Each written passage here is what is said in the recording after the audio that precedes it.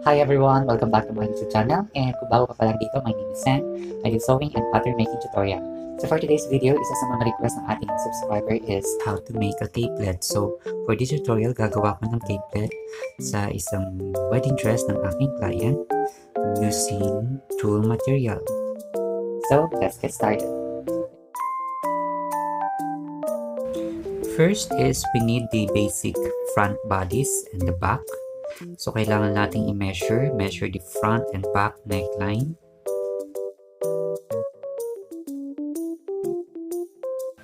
Let's start with the front pattern. So, the formula is front neckline times 2 then divided by 3.1416. Draw a square line using yung answer sa formula na ginawa natin. After drawing the square, cut out natin. And then, fold natin yung square in one direction. Fold it as you can.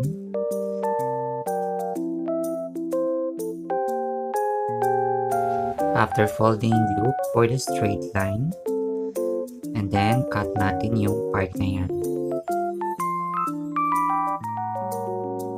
Unfold natin yung pattern and meron tayong cone shape. And then mark natin as CF and SF neckline. So cut on fold to. Yung one side is cut on fold.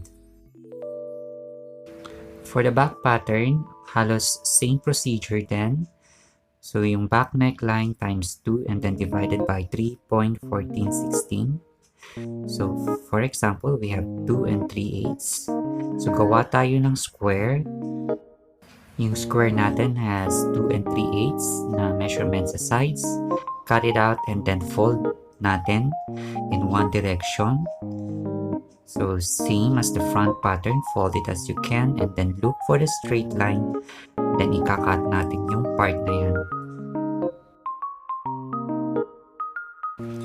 Unfold natin yung pattern and then mark it as CB and SB neckline. And then cut 2 tayo. Yung mesh na gamit natin dito is American tool. So, yung sa front pattern, yung one side is naka-on-fold. One side is on-fold. As you notice, I'm using the grid lines ng ating tiles.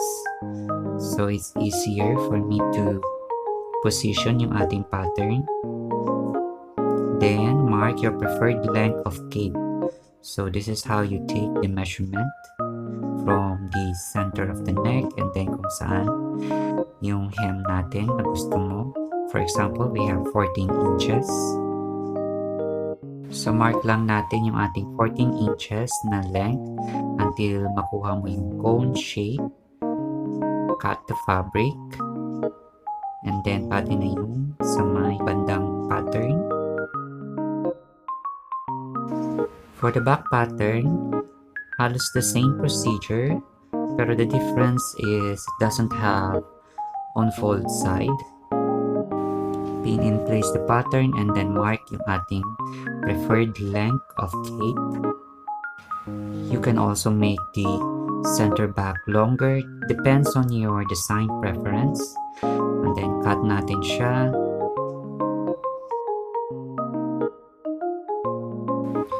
We can now piece together yung ating mesh na ginupit. So we will start closing the seam sa may side seam. We'll be doing French seam sa ating side seam.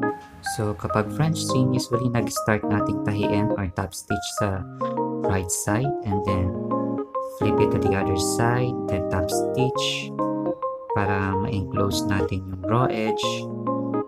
So that's it. That's how you do your French seam.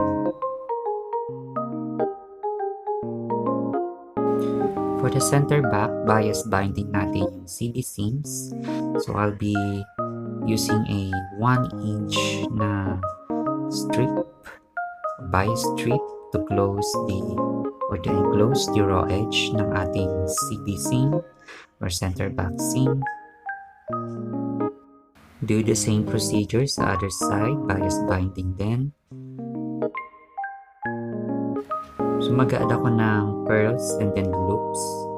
So 5 loops yung ginawa ko dito. It's up to you. Pwedeng isa, or you can put loops all the way down.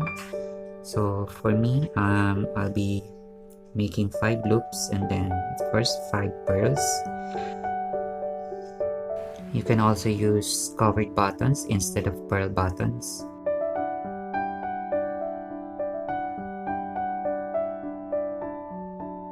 Ito yung final look ng ating cape. So this is just the base. So you can now add your lace applique sa hem or any part of the cape. Thank you so much for watching, and I hope you learned something new from this video. And please like, subscribe, and share this video with all of your friends. And I'll see you next time. Bye!